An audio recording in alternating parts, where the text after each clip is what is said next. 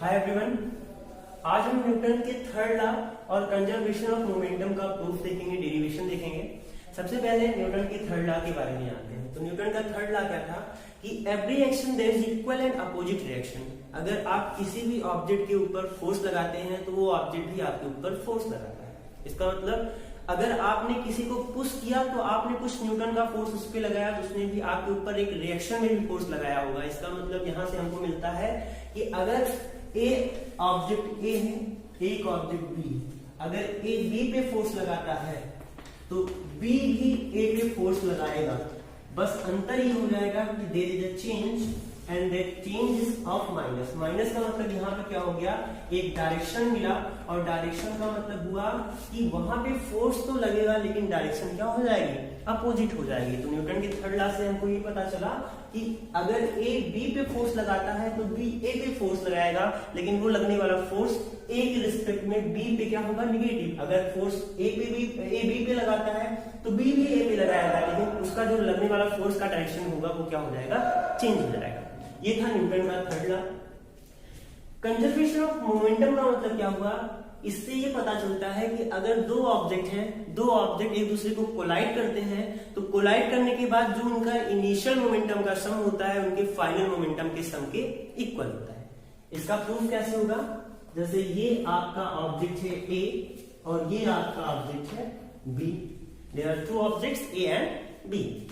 इसका initial momentum u1 है, इसका इनिशियल मोमेंटम u2 है, इसका फाइनल मोमेंटम v1 है, इसका फाइनल मोमेंटम क्या है v2। इस ऑब्जेक्ट का मास क्या है m1, इस ऑब्जेक्ट का मास क्या है m2।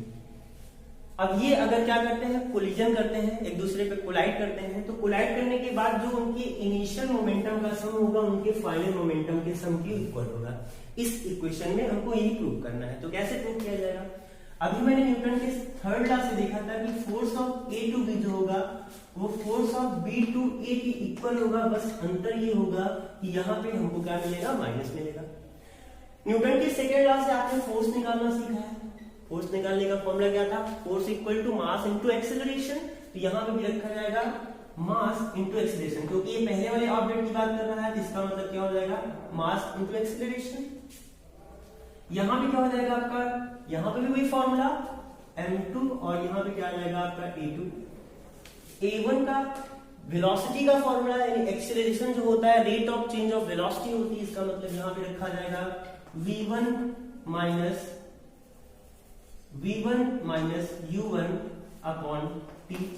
यहां पे रखा जाएगा तो क्या हो जाएगा आपका v2 minus u2 upon t। यहाँ पे 1 क्यों लिया गया, क्योंकि आपके पहले वाले ऑब्जेक्ट की बात किया गया है। अब इसको जब सॉल्व किया जाएगा तो यहाँ पे हो जाएगा m1 v1 minus m1 u1 upon t, और यहाँ पे क्या हो जाएगा m2 v2 plus m2 u2 upon t। t से t आपका रिप्लेस हो गया। अब हम क्या करते हैं, जो आपकी फाइनल वेलोसिटी होती है उसको एक साथ करते हैं, और जो आपका जो फाइनल मोमेंटम होता है उसको एक साथ करते हैं, और जो इनिशियल मोमेंटम होता है उसको साथ कर लेते हैं। तो ये है आपका फाइनल मोमेंटम। इसको इधर करेंगे तो ये माइनस में है तो ये प्लस में हो जाएगा, तो m1 v1 plus m2 v2, और यहाँ पे क्या हो जाएगा m2 u2। इसको इधर कर दिया जाए तो हो जाएगा प्लस m1 u1।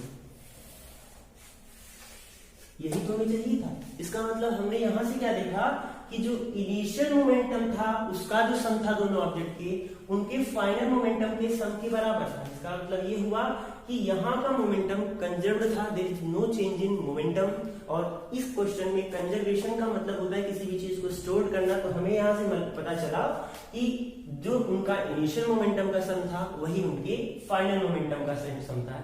इससे ये क्लियर हुआ कि हमारा जो मोमेंटम होता है कंजर्व्ड होता है आफ्टर कोलाइडिंग। ये था आपका कंजर्वेशन ऑफ मोमेंटम और ये था आपका न्यूटन।